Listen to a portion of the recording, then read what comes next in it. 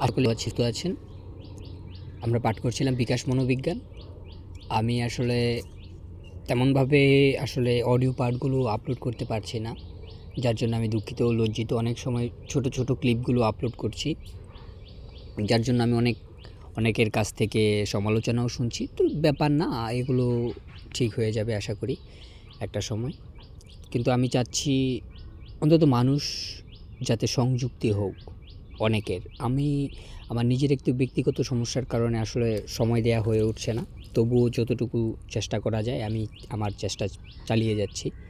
এখন বাকিটা দেখা যাক ভবিষ্যতের হাতে কি আছে। ভবিষ্যতে আচরণের উপর বিভিন্ন পদ্ধতির প্রভাব। যেসব মা বাবা শিশুদের যাবতীয় আচরণকে স্বীকৃতি দান করেন, সেসব শিশু স্বার্থপর হয়, অন্যের অধিকারের প্রতি ভ্রুক্ষেপ করে না, আক্রমণাত্মক ও অসামাজিক প্রকৃতির হয়। যেসব শিশু কড়া ও প্রভুত্বব্যঞ্জক শাসনের অধীনে প্রতিপালিত, তারা বয়স্ক ব্যক্তিদের উপস্থিতিতে বাধ্যতা দেখালেও সমবয়সীদের প্রতি আক্রমণাত্মক হয়। গণতান্ত্রিক শাসন ব্যবস্থায় প্রতিপালিত শিশুরা অন্যায় আচরণ থেকে নিজেদের বিরত রাখতে পারে ও অন্যের অধিকার সম্পর্কে সচেতন থাকে। মনোভাবের উপর প্রভাব। প্রভুত্বব্যঞ্জক ও স্বীকৃত মনোভাবাপন্ন মা বাবার সন্তানরা বড়দের বিরোধিতা করে। প্রথম শ্রেণীর মা বাবার সন্তানরা মনে করে যে তারা তাদের সাথে ভালো ব্যবহার করেনি, আর দ্বিতীয় শ্রেণীর পরিবারের সন্তানরা মনে করে যে মা বাবারা এ মর্মে তাদের সাবধান করতে পারতেন যে বিশৃঙ্খল আচরণ সবার পছন্দ নয়। গণতান্ত্রিক অনুশাসন সাময়িকভাবে ছেলেমেয়ের মনে রাগ সঞ্চার করলেও বিরোধিতার মনোভাব গড়ে তোলে না। শিশু প্রতিপালনের পদ্ধতি যে নির্দিষ্ট মনোভাব গড়ে উঠতে সাহায্য করে, ধীরে ধীরে তা যে কোনো অভিভাবকের প্রতি সঞ্চারিত হয় অপরিবর্তনীয় হয়ে ওঠে। ব্যক্তিত্বের উপর প্রভাব। শিশুদের যত বেশি দৈহিক শাস্তি দেওয়া হবে, তাদের মধ্যে জেদি, একগুঁয়ে ও অস্বীকার করার মনোবৃত্তি গড়ে ওঠার সম্ভাবনা তত বেশি। পরিণতিস্বরূপ এ বয়সে শিশু নিচু মানের ব্যক্তিগত ও সামাজিক অভিযোজন করবে। এরকম অভিযোজন স্বীকৃত মনোভাবাপন্ন পরিবারের সন্তানদের মধ্যে দেখা যায়। গণতান্ত্রিক অনুশাসনের অধীনে প্রতিপালিত শিশুরা সবচেয়ে উন্নত মানের ব্যক্তিগত ও সামাজিক অভিযোজন করতে সক্ষম। যতটুকু পড়লাম সম্পূর্ণ ব্যাপারটাই গুরুত্বপূর্ণ, তবুও আমি ব্যক্তিত্বের উপর প্রভাবটা কী পড়ে সেই ব্যাপারটি আমি আবার একটু পড়ছি। যে শিশুদের যত বেশি দৈহিক শাস্তি দেওয়া হবে, তাদের মধ্যে জেদি, একগুঁয়ে ও অস্বীকার করার মনোবৃত্তি গড়ে ওঠার সম্ভাবনা তত বেশি। পরিণতিস্বরূপ এ বয়সে শিশু নিচু মানের ব্যক্তিগত ও সামাজিক অভিযোজন করবে। এরকম অভিযোজন স্বীকৃত অনুশাসনের অধীনে প্রতিপালিত শিশুরা সবচেয়ে উন্নত মানের ব্যক্তিগত ও সামাজিক অভিযোজন করতে সক্ষম। মানে যে সকল শিশু সন্তানেরা গণতান্ত্রিক উপায়ে পরিবারের মধ্যে বেড়ে ওঠে, তারা খুবই উন্নত মানের, তারা ব্যক্তিগত ও সামাজিক অভিযোজন করতে সক্ষম থাকে। শৈশবের প্রথম পর্যায়ের দুষ্টুমি কিংবা অপরাধ। অপরাধ বলতে সাধারণত সামান্য নিয়ম ভঙ্গ করা অথবা সামান্য অসদাচরণ বোঝায়, যা স্কুল পূর্ব বয়সের প্রায় সব শিশুর মধ্যেই স্বাভাবিকভাবে দেখা যায়। বিশেষত এই কারণটির জন্যই বলা হয় যে শিশুদের সামলানো কষ্টকর। শৈশবে এরকম সামান্য অপরাধ করার পিছনে 3টি কারণ দেখতে পাওয়া যায়। প্রথমত, শিশুরা বুঝতে পারে না যে তাদের আচরণ কেউ পছন্দ করছে না, আর সেজন্যই অসদাচরণ করে। নিয়ম কি তা তাদের বলা হলেও তা ভুলে যায়, অথবা কোন কোন পরিস্থিতিতে নিয়মটি প্রযোজ্য তা বুঝতে পারে না। যেমন শিশু মনে করতে পারে যে অন্যের সম্পত্তি, যেমন খেলনা, চকলেট, টাকা ইত্যাদি নেওয়া অন্যায়, কিন্তু কারুকাজ নকল করা যে এক ধরনের চুরি তা বুঝতে পারে না। দ্বিতীয়ত, অনেক শিশু বুঝতে শেখে যে সৎ আচরণের চেয়ে ইচ্ছাকৃতভাবে সামান্য অবাধ্যতা সাধারণত অন্যের দৃষ্টি আকর্ষণ করে। তাই যেসব শিশু নিজেদের উপেক্ষিত মনে করে অন্যের মনোযোগ পাবার আশায়, সেসব শিশু অসদাচরণ অথবা অবাধ্যতা দেখাতে পারে। তৃতীয়ত, শৈশবে অসুখী জীবন অনেক শিশুকে অসদাচরণমূলক প্রতিক্রিয়া করতে বাধ্য করে। শিশুরা সময় কাটাবার মতো কোনো কাজ না পেলে কিছু উত্তেজনাপূর্ণ কাজ করতে আগ্রহী হয়। ঠিক একইভাবে একঘেয়ে জীবনের অভ্যস্ত তরুণদের মাঝেও এই প্রবণতা প্রায়ই দেখা যায়। আবার দোষ করলে কিভাবে অভিভাবকদের শাস্তি এড়ানো সম্ভব, শিশুরা অসদাচরণমূলক কাজের মাধ্যমে তা যাচাই করে। শিশুদের মধ্যে যে সাধারণ অসদাচরণ সহজেই লক্ষণীয়, তার মধ্যে রয়েছে খেয়ালিপনা, আঙ্গুল চোষা, রাতে বিছানায় প্রস্রাব করা, মিথ্যা কথা বলা, রেগে চেঁচামেচি করে অন্যের মনোযোগ আকর্ষণ করা, জিনিসপত্র ভাঙা, খেলা করার সময় অন্যকে ঠকানো, ঘ্যান করা ইত্যাদি। এরকম অধিকাংশ আচরণই অনভিজ্ঞতা ও অপরিণত বুদ্ধির কারণে হয়। তাই বয়স বৃদ্ধির সাথে সাথে এরকম প্রতিক্রিয়া করার প্রবণতাও কমে যায়। শৈশবের প্রথম পর্যায়ের সাধারণ আগ্রহ। বর্তমান আমেরিকার শিশুদের মধ্যে শৈশবের প্রথম পর্যায়ে সাধারণত কতগুলো আগ্রহ দেখা যায়। ধর্ম, মানুষের দেহ, নিজের সম্বন্ধে, যৌন বিষয় ও পোশাক সম্বন্ধে জানবার আগ্রহ এর অন্তর্ভুক্ত। বিভিন্ন গবেষণায় প্রাপ্ত তথ্যের ভিত্তিতে এ বয়সী শিশুদের উক্ত বিষয়সমূহের প্রতি জানার আগ্রহ ও বৈশিষ্ট্য এখানে আলোচনা করা হলো। 1. ধর্মের প্রতি আগ্রহ। শৈশবের প্রথম পর্যায়ে শিশুরা ধর্মীয় আচার অনুষ্ঠান পালন করায় উৎসাহী হলেও অধিকাংশ ক্ষেত্রেই এ বয়সের ধর্মীয় বিশ্বাসের কোনো অর্থ নেই।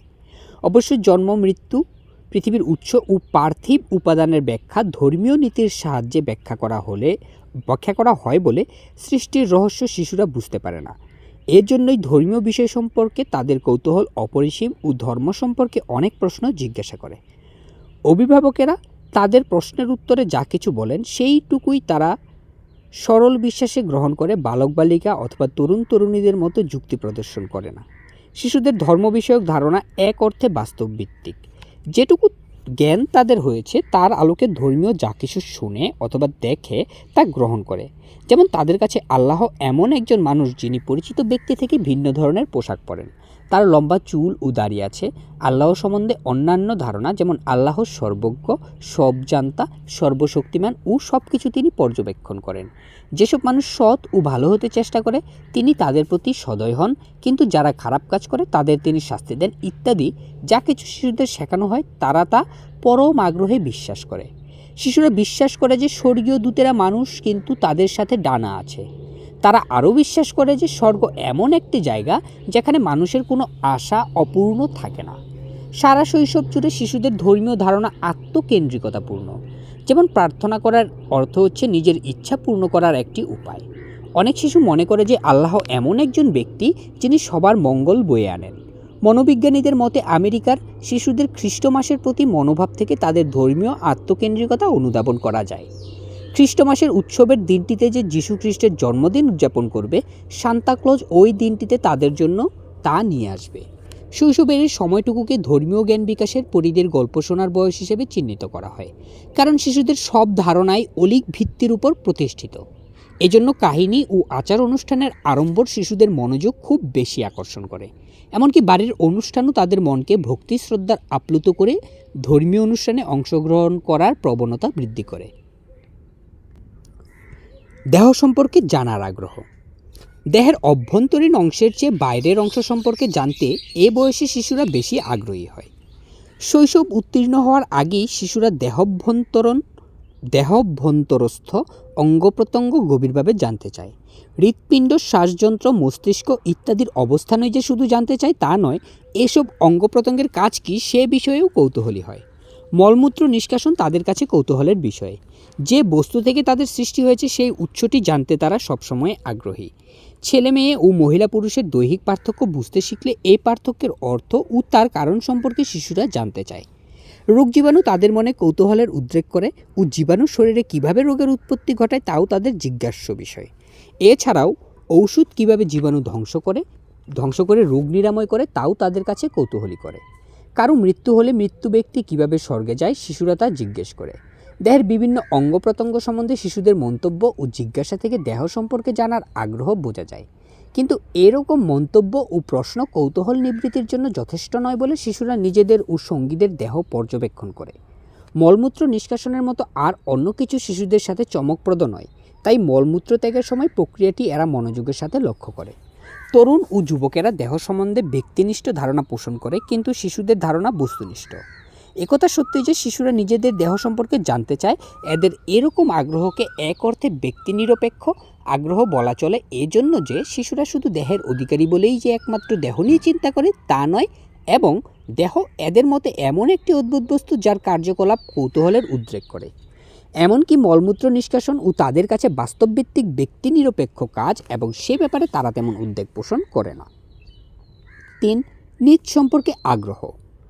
প্রাক শৈশব পর্যায়ে চরম পরনির্ভরশীলতা থেকে মুক্তি পেয়ে শৈশবের প্রথম পর্যায়ের সূচনায় অনেক শিশু যদি নিজেদের জানতে চায় তবে অবাক হওয়ার কিছুই নেই। আগেই উল্লেখ করা হয়েছে যে 1 বছর অথবা 2 বছর বয়সে যখন শিশুরা সঙ্গীর উপস্থিতি উপেক্ষা করে সমান্তরাল খেলা শুরু করে, তখন নিজেকে নিয়ে ব্যস্ত থাকার প্রবণতা অথবা আত্মকেন্দ্রিকতার মাত্রা খুব বেশি হয়। সঙ্গীদের সাথে মিলেমিশে খেলাধুলা করার সাথে সাথে নিজেকে নিয়ে ব্যস্ত থাকার প্রবণতা কমে আসে।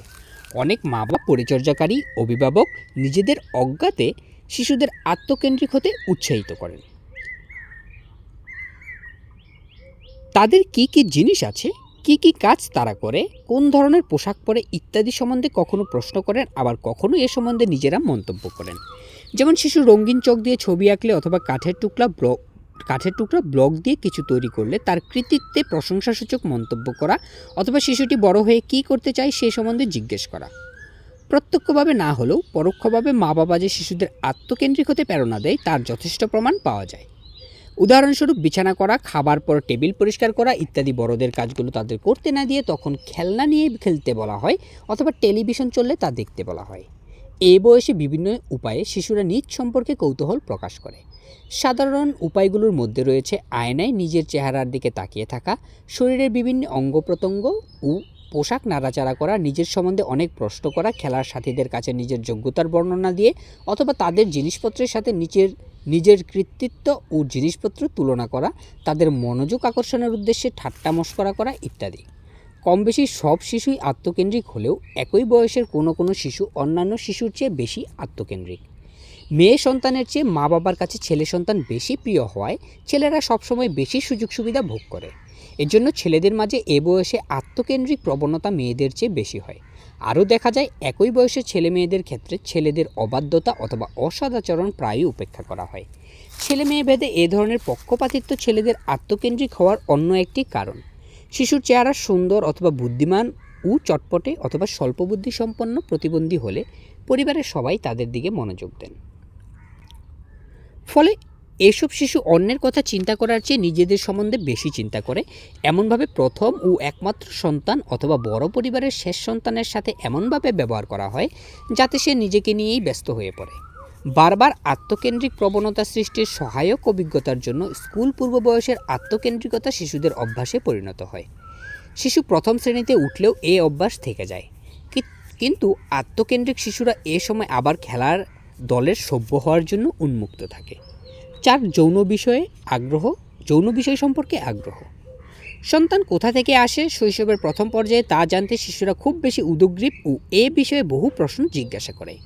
কোনো শিশু মনে করে যে শিশুরা স্বর্গ থেকে মায়ের কোলে এসেছে, কিন্তু অধিকাংশ শিশুই মনে করে যে মা তাদের হাসপাতাল কোনো দোকান থেকে কিনেছে অথবা বক পাখি তাদের ফেলে গেছে। অনেক শিশু এ বয়সে বয়স্ক ব্যক্তিদের অনুপস্থিতিতে খেলার সাথীদের সাথে যৌন বিষয়ে কথোপকথনের মাধ্যমে এ সম্বন্ধে জানার কৌতূহল নিবৃত্ত করে বলে জানা যায়। অনেক সময় স্ত্রী পুরুষের প্রণয় ভিত্তিক ছবির দিকে তাকিয়ে থাকা, খেলার পরিস্থিতিতে বা লোকচক্ষুর অগোচরে নিজ শ্রেণীর অথবা বিপরীত শ্রেণীর সমবয়সীর যৌনাঙ্গ স্পর্শ করা বা ধরা অথবা হস্তমৈথুন ইত্যাদি আচরণ এ বয়সে শিশুদের যৌন কৌতূহলের পরিচায়ক। অনেক মা বাবা শিশুদের যৌনক্রিয়া অথবা হস্তমৈথুনকে পাপ না হলেও দুষ্টুমি অথবা অসৎ কাজ মনে করেন, তাই শিশুরা সকলের অগোচরে গোপনে এসব আচরণ করে। পোশাকের প্রতি আগ্রহ। এ বয়সী শিশুরা তাদের সাজসজ্জা, যেমন কাপড় চোপড় পরিষ্কার পরিচ্ছন্ন না করা, নোংরা অথবা ঢিলাঢালা ফিটফাট তা নিয়ে মাথা ঘামায় না, কারণ সুন্দর পোশাক এদের প্রিয়। অল্প বয়সী শিশুরা বুঝতে শেখে যে সুন্দর কাপড় চোপড় পরলে অন্যের মনোযোগ আকৃষ্ট করা যায়। তারা এও বুঝে যে ভালো পোশাক পরলে বয়স্ক ব্যক্তিরা প্রশংসামূলক মন্তব্য করেন। খেলার সাথীরাও যে কখনো কখনো প্রশংসা করেছে অথবা তার সুন্দর পোশাকে ঈর্ষাবোধ করেছে তাও এ বয়সী শিশুরা বুঝতে পারে। শিশুরা সাধারণভাবে নিজেদের পোশাক সম্বন্ধে সজাগ থাকলেও দেখা যায় যে বিশেষভাবে এমন পোশাক পরতে চায় যা অন্য ব্যক্তির দৃষ্টি আকর্ষণ করবে। যেমন পরিবারের সদস্য নয় এমন ব্যক্তিরা যেখানে শিশুদের সোয়েটার, কোট, জুতো অথবা সুন্দর পোশাক খুঁটিয়ে দেখে মন্তব্য করে, সেখানে পরিবারভুক্ত সবাই শিশুদের শুধু পাজামা নয়তো ঘরে ব্যবহারের উপযোগী চপ্পলটি কীরকম তা খেয়াল করবেন।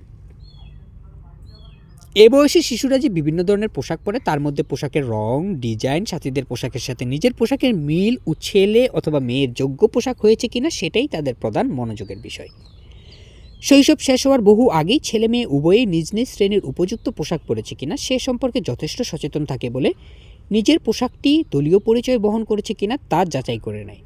উদাহরণস্বরূপ ছেলেরা মনে করে যে ছেলেদের কেউ পোশাক পরিয়ে দেবার অর্থ হচ্ছে তাকে মেয়েলি ছেলে হিসেবে স্বীকার করা হচ্ছে।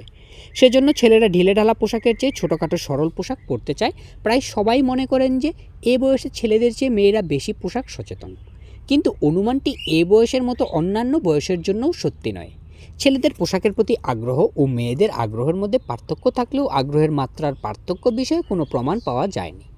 উদাহরণস্বরূপ ছেলেদের উপযোগী পোশাক হয়েছে কিনা সে সম্পর্কে খুব আগ্রহী হতে পারে।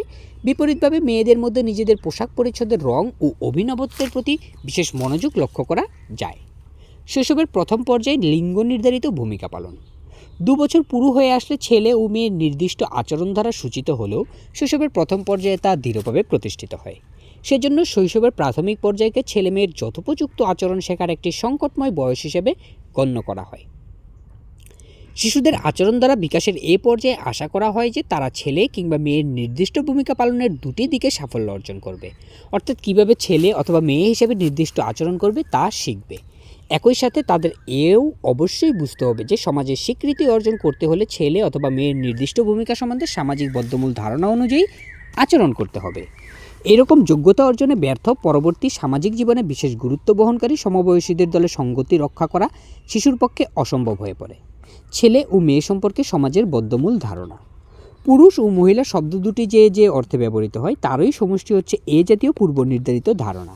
একটি ছেলে অথবা একটি মেয়ে বললে একটি নির্দিষ্ট চেহারা সম্পন্ন ও নির্দিষ্ট দৈহিক গঠনের অধিকারী ব্যক্তিকে বোঝায়। উপরন্তু প্রাপ্তবয়সে বিশেষ ধরনের পোশাক পরিচ্ছদ, কথাবার্তা, আচরণ ধারা, বিপরীত লিঙ্গভুক্ত সদস্যদের সাথে নির্দিষ্ট পদ্ধতিতে মেলামেশা ও পরবর্তী জীবনে সমাজ স্বীকৃত পদ্ধতি অবলম্বনে জীবিকা নির্বাহ ইত্যাদি আচরণ ধারা এ জাতীয় অর্থের পরিচায়ক। প্রথম বিশ্বযুদ্ধের অল্প কিছুদিনের মধ্যে স্ত্রী পুরুষ সম্বন্ধীয় চিরাচরিত ধারণা সমাজে প্রথম বিশ্বযুদ্ধের অল্প কিছুদিনের মধ্যেই স্ত্রী পুরুষ সম্বন্ধীয় চিরাচরিত ধারণা সম্পর্কে সমাজে সুস্পষ্ট সংজ্ঞার উদ্ভব হয়। এ ধারণাগুলোর আর কোনো পরিবর্তন ও সংস্কার সাধন হয়নি। স্ত্রী পুরুষ নির্বিশেষে নির্দিষ্ট ধারার আচরণ সমাজের পক্ষে মঙ্গলকর বলে বংশ পরম্পরায় বদ্ধমূল ধারণা প্রচলিত রয়েছে। বদ্ধমূল ধারণাগুলোকে বর্তমানে স্ত্রী পুরুষের চিরাচরিত ভূমিকা বা ট্র্যাডিশনাল সেক্স রোলের স্টেরিওটাইপ বলা হয়। প্রথম বিশ্বযুদ্ধ শেষ হলে ও দ্বিতীয় বিশ্বযুদ্ধ চলাকালীন উন্নত সমাজ ব্যবস্থায় স্ত্রী পুরুষের ভূমিকা সম্বন্ধীয় ধারণায় পরিবর্তন সংঘটিত হয়। এ সময় প্রচলিত নারী পুরুষের আচরণের মধ্যে বিদ্যমান পার্থক্য দূর করে উভয়ের জন্য এক জাতীয় আচরণ নির্দিষ্ট করা হয়। তখন থেকে মহিলা পুরুষের মধ্যে বিদ্যমান পার্থক্যের উপর বিশেষভাবে গুরুত্ব না দিয়ে বরং এদের মধ্যে সাদৃশ্য প্রতিষ্ঠার প্রচেষ্টা শুরু হয়। স্ত্রী ও পুরুষের জন্য ভিন্ন ভিন্ন আচরণ নির্দিষ্ট করার পরিবর্তে এসব প্রচেষ্টা উভয় শ্রেণীর ব্যক্তির জন্য একরকম আচরণ নির্দিষ্ট করার মধ্য দিয়ে আচরণগুলোর সমন্বয় সাধন করে। ফলে আশা করা হয় যে পুরুষ ও মহিলা ভিন্ন ভিন্ন আচরণ না করে একরকম আচরণ করবে। এরকম বদ্ধমূল ধারণাকে স্ত্রী পুরুষের বৈষম্যহীন বা ইগালিটেরিয়ান ভূমিকা বলা হয়। শৈশবের প্রথম পর্যায়ে লিঙ্গ নির্ধারিত আচরণ শিক্ষাদানের বিভিন্ন মাধ্যম। শিশুরা স্ত্রী পুরুষের জন্য পূর্ব নির্ধারিত ভিন্ন ভিন্ন আচরণ শিখবে না বৈষম্যহীন প্রতিক্রিয়া করতে শিখবে তা নির্ভর করবে বাড়িতে তারা যে শিক্ষা ও সুযোগ পাবে তার উপর। মা বাবা যদি সমাজে প্রচলিত ধারণা অনুযায়ী আচরণ করেন ও মনে করেন যে এরকম আচরণ করতে শিখলে সন্তান সন্ততিরা সামাজিক জীবনে সুখী হবে, তবে তারা আদর্শ নারী পুরুষের মতো আচরণ করে তাদের সামনে আদর্শ নমুনা তুলে ধরার প্রয়াস পান। এছাড়াও চিরাচরিত নারী পুরুষের ভূমিকা শিক্ষণীয় করার উদ্দেশ্যে উপযুক্ত গল্প পড়তে, টেলিভিশনে প্রদর্শিত নির্বাচিত অনুষ্ঠান দেখতে ও পত্রিকার বিশেষ বিশেষ রচনা পড়তে সন্তানদের উৎসাহিত করেন। পরিবার থেকে নারী পুরুষের প্রচলিত বৈশিষ্ট্যগুলো জানার পরে শিশুরা বাইরের জগতের সংস্পর্শে এলে আরও অন্যান্য প্রতিষ্ঠান যেমন স্কুল, শিশু পরিচর্যা কেন্দ্র ও বন্ধুর বাড়ির ঘনিষ্ঠ সান্নিধ্য থেকে বুঝতে পারে যে স্ত্রী পুরুষের আচরণ সবসময় একরকম হয় না। শিশুরা পূর্ব নির্ধারিত চিরাচরিত আচরণ কিংবা বৈষম্যহীন আচরণ যেরকম আচরণ করতে শিখুক না কেন, ছেলে ও মেয়ের জন্য নির্দিষ্ট বিভিন্ন বৈশিষ্ট্য একই বয়সে অর্জন করতে পারে না। বয়স বৃদ্ধির সাথে সাথে ছেলে ও মেয়েদের নির্দিষ্ট আচরণ সম্পর্কে নতুন নতুন অভিজ্ঞতা অর্জনের ফল হিসাবে বাঁধা ধরা ধারণার উদ্ভব হয়। এ বয়সে শিশুরা বিভিন্ন উপায়ে এসব নির্ধারিত আচরণ শিখলেও তারা কেন এ ধরনের আচরণ করবে তা আগে থেকেই বোঝা যায়। প্রথমে তারা বুঝতে পারে যে কিছু সংখ্যক শিশুকে মেয়ে ও কিছু সংখ্যক শিশুকে ছেলে বলা হয়। একইভাবে সমাজে কোনো কোনো বয়স্ক ব্যক্তি মহিলা ও বাকি অংশ পুরুষ নামে চিহ্নিত হয়।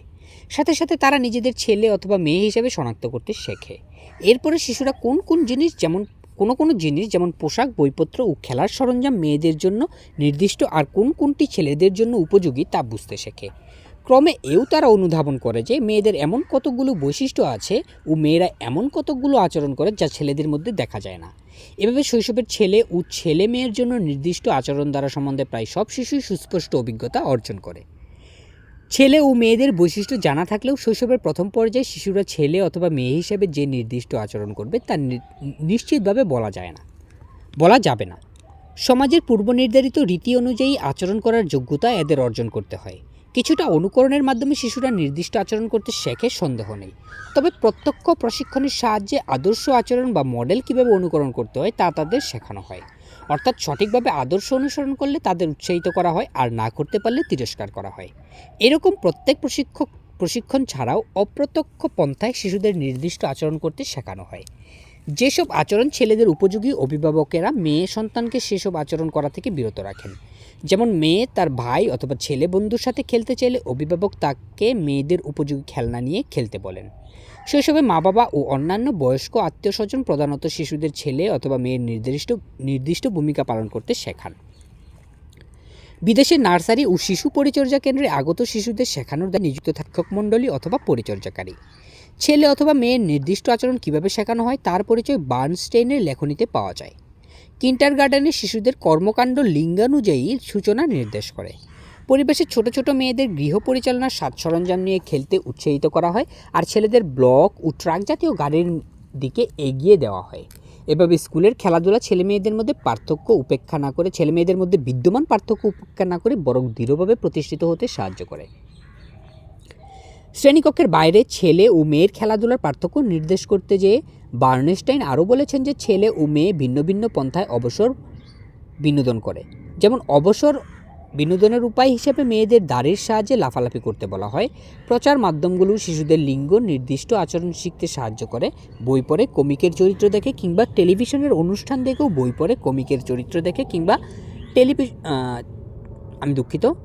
টেলিভিশনের অনুষ্ঠান দেখেও ছেলে মেয়ের নির্দিষ্ট আচরণ কীভাবে পালন করতে হয় তা শেখে। অবশ্য এই মাধ্যমগুলোর চেয়ে অভিভাবকদের গুরুত্ব অনেক বেশি, কারণ মা বাবা, বড় ভাই বোন, পরিচর্যাকারী ও শিক্ষক মণ্ডলী শিশুদের কোন আচরণ অনুমোদনযোগ্য, কোনটি অনুমোদনযোগ্য নয় তা শিশুদের বুঝতে সাহায্য করে। এরকম অনুমোদন দলের কাছে গ্রহণযোগ্য ছেলে অথবা মেয়ের উপযোগী আচরণ মেনে নিতে শিশুদের পক্ষে সহজ হয়। প্রচার মাধ্যমগুলো শিশুদের সমবয়সী দলের কাছে গ্রহণযোগ্য আচরণ করতে অনুপ্রাণিত করতে পারে না। শৈশবের শেষ পর্যায়ে অধিকাংশ শিশু সম্পূর্ণভাবে মেয়ে অথবা ছেলের ভূমিকা সম্পূর্ণ সঠিকভাবে পালন করতে শেখে। সে বয়সে তারা যে শুধু দলের কাছে কোনো লিঙ্গ নির্দিষ্ট আচরণ স্বীকৃতি লাভ করবে তা বুঝতে পারে তা নয়, প্রচলিত নিয়মে যথোপযুক্ত আচরণ করতেও শেখে। মেয়েরা ছেলেদের থেকে বেশি শক্তিশালী, বুদ্ধিমান ও যে কোনো কাজ করতে সক্ষম মনে করে। ছেলেরা মনে করে যে মেয়েরা ছেলেদের কাছে পছন্দনীয় এমন খেলা খেলতে চাইবে না। এ ধারণায় বশবর্তী হয়ে ছেলে শিশু আর মেয়েদের সাথে খেলা করতে চায় না। শৈশবের প্রথম পর্যায়ে পারিবারিক সম্পর্কের বিকাশ। এ বয়সে শিশুরা বাইরে অন্যান্য শিশুদের সাথে খেলাধুলা শুরু করলেও পরিবারের কাছ থেকে প্রধানত সামাজিক আচরণের কৌশল শেখে। অন্যান্য শিশুর চেয়ে পরিবারের সদস্যদের সান্নিধ্য শিশু বেশি সময় অতিবাহিত করে বলেই যে এরকম আচরণ করতে শেখে তা নয়, বরং অন্য ব্যক্তির সাথে যে এরকম সম্পর্ক প্রতিষ্ঠা হয়, মা বাবা, ভাই বোনদের সাথে শিশুরা তার চেয়ে অনেক বেশি ঘনিষ্ঠ ও স্নেহের সম্পর্ক প্রতিষ্ঠিত হয় বলেই এরকম হয়। তাই অন্যান্য সামাজিক প্রভাবের চেয়ে এরকম নিবিড় ও মধুর সম্পর্কের প্রভাব অনেক বেশি শক্তিশালী।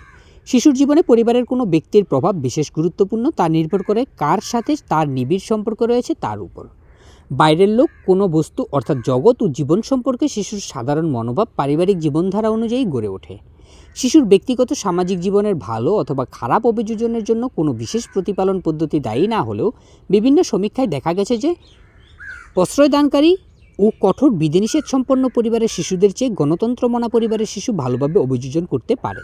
একইভাবে শিশুর জন্মক্রম তার অভিযোজনের উপর প্রভাব বিস্তার করে। দেখা গেছে যে প্রথম সন্তান পরবর্তী সন্তানদের চেয়ে সুন্দরভাবে অন্যদের সাথে সম্পর্ক প্রতিষ্ঠা করতে পারে, কিন্তু ব্যক্তিগত জীবনেও যে তারা সবসময় অন্যান্যদের চেয়ে উন্নত মানের অভিযোজন করতে পারবে তা নিশ্চিতভাবে বলা যায় না।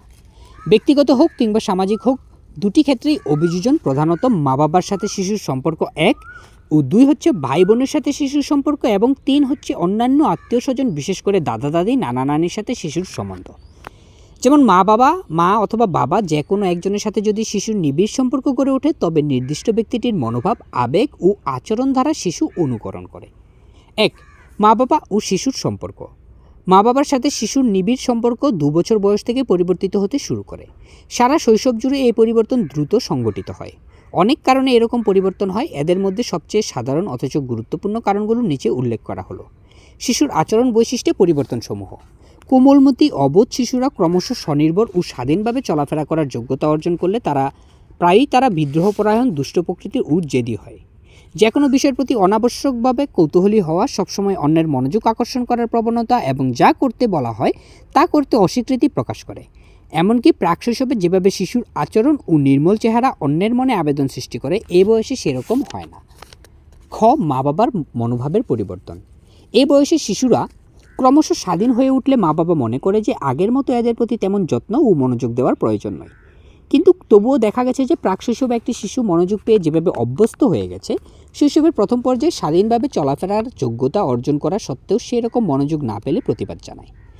সুবুধ শিশু সম্পর্কে মা বাবার ধারণা। শিশু মা বাবার প্রত্যাশা মেটাতে না পারলে তারা শিশুটির সমালোচনা মুখর হন। এরকম পরিস্থিতিতে তার সাথে যেরকম ব্যবহার করা হয় তাতে বিরক্ত হয়ে সে আরও বেশি বিরুদ্ধাচরণ করে। ঘ. আদর্শ ও বাবা সম্পর্কে শিশুসুলভ ধারণা। কোমলমতি শিশুর কাছে ভালো মা বাবা হচ্ছে তারাই যারা সব আবদার সহ্য করবে ও তার আদেশ তৎক্ষণাৎ পালন করবে। মা বাবা এরকম আশা পূর্ণ করতে না পারলে শিশুরা ক্ষুব্ধ হয়, ফলে মা বাবার প্রতি শিশুর স্নেহের মধ্যে দুর্বলতা দেখা যায়। মা অথবা বাবাকে অগ্রাধিকার দান। এ বয়সে বাবার চেয়ে মা সন্তানের সাথে বেশিক্ষণ থাকেন ও তার দুর্বুদ্ধ আচরণ বুঝতে পারেন বলে অনেক শিশু মাকে বেশি পছন্দ করে ও খোলাখুলিভাবে তা প্রকাশ করে। যদি বাবা এতে ক্ষুব্ধ হন এবং বিরক্তি প্রকাশের উদ্দেশ্য সন্তানের সমালোচনা করেন, তবে বাবার সাথে শিশুটির সহজ সম্পর্কে ফাটল ধরবে। আবার সন্তান বাবাকে অগ্রাধিকার দিলে মা ক্ষুব্ধ হন। এতে মা মনে করেন যে শিশুর যত্নের প্রায় সব দায়িত্ব তার, অতএব শিশুর একমাত্র মাকেই ভালোবাসা উচিত। পরিবারের বাইরের ব্যক্তিদের অগ্রাধিকার দান। শৈশবের প্রথম পর্যায়ে শিশুরা যখন নার্সারি অথবা কিন্ডারগার্টেন স্কুলে যায় কিংবা শিশু পরিচর্যা কেন্দ্রে এদের রাখা হয়, তখন কখনো কখনো বিশেষ কোনো শিক্ষক অথবা পরিচর্যাকারীকে পছন্দ করতে শুরু করে। এতে অনেক মা বাবা দুঃখ পান ও তা প্রতিরোধে সচেষ্ট হন। তাদের এরকম মনোভাব ও প্রচেষ্টার ফলে সন্তানদের সাথে তাদের স্নেহের সম্পর্কের অবনতি শুরু হয়। এ বয়সে আত্মীয় স্বজন অথবা পরিচর্যাকারীর চেয়ে মা বাবার সান্নিধ্য শিশুরা অনেক বেশি নিরাপদ বোধ করে ও আনন্দ পায়। তাই মা বাবার সাথে সুসম্পর্কের অভাব শিশুর জীবনকে মারাত্মকভাবে ক্ষতিগ্রস্ত করে। বস্তুত মা এমন একজন ব্যক্তি যার উপর শিশু সম্পূর্ণভাবে নির্ভরশীল, অতএব তার সাথে ভালোবাসার সম্পর্ক সুদৃঢ় না হলে তা অবর্ণনীয় মানসিক দুঃখ দুর্দশার কারণ হয়ে পড়ে। মা বাবার সাথে সুসম্পর্কের অভাবে নিরাপত্তাহীনতা বোধের সৃষ্টি যে শুধু ভয়াবহ পরিণতি ডেকে আনে তা নয়, মা বাবার সাথে বিচ্ছেদও যথেষ্ট গুরুত্ব বহন করে। জন্মের পর থেকেই যে শিশু মা বাবার কাছে সম্পূর্ণভাবে নিরাপদ বোধ করে তা থেকে বঞ্চিত হলে তার আবেগ দারুণভাবে বিপর্যস্ত হয়। তবে শিশুর মানসিক শঙ্কা কখনো কখনো কিছুটা নিরসন করা যায়।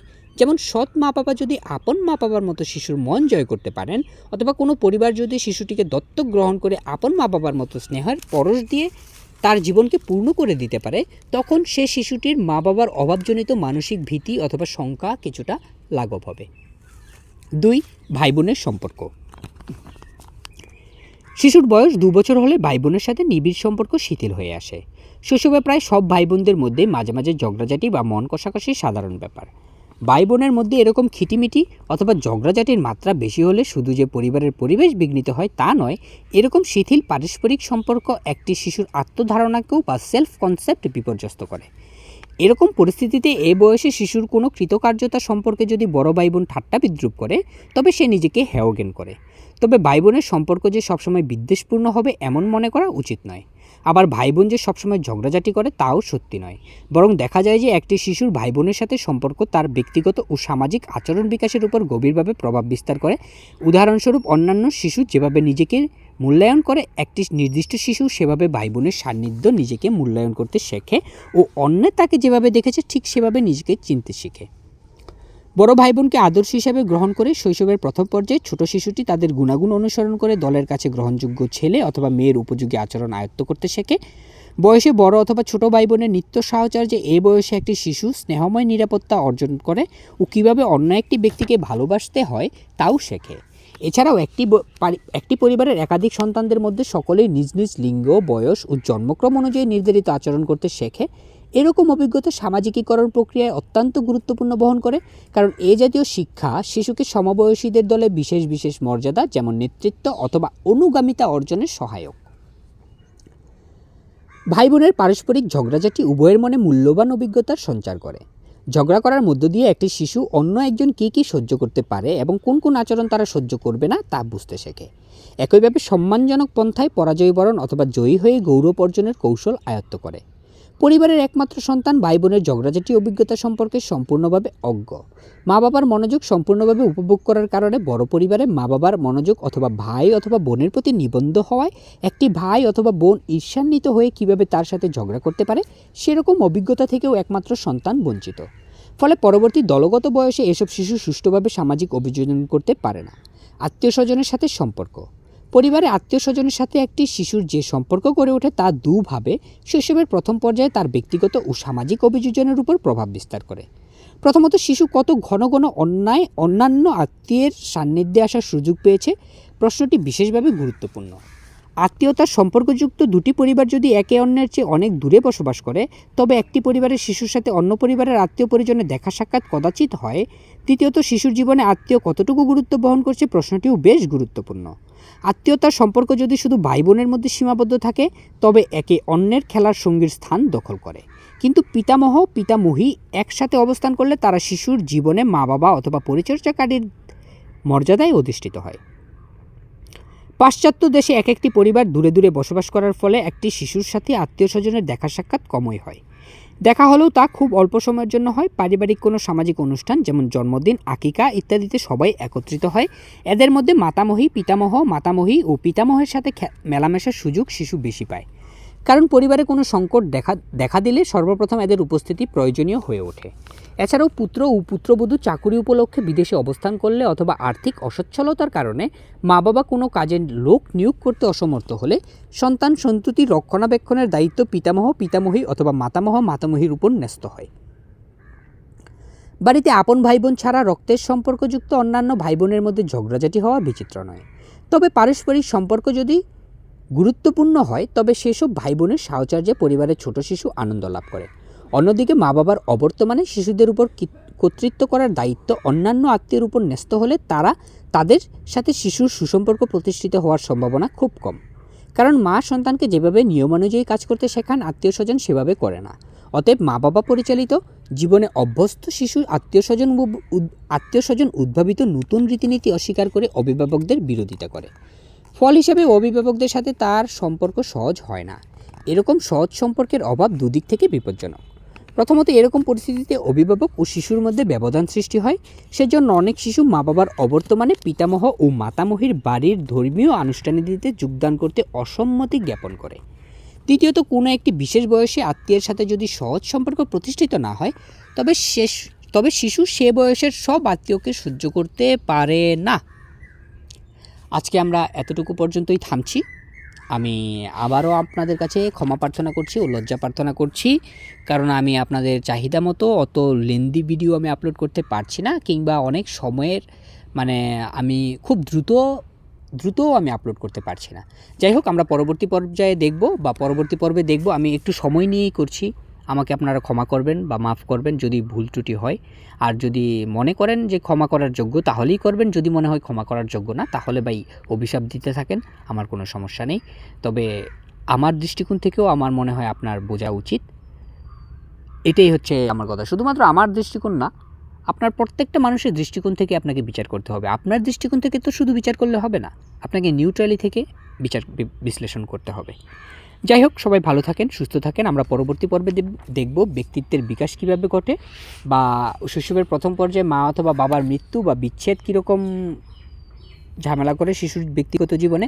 শৈশবের প্রথম পর্যায়ের বিপত্তিসমূহ দেখব। বিভিন্ন প্রকার শারীরিক যে বিপত্তিসমূহ আছে, রোগব্যাপী দুর্ঘটনা, এগুলো দেখব।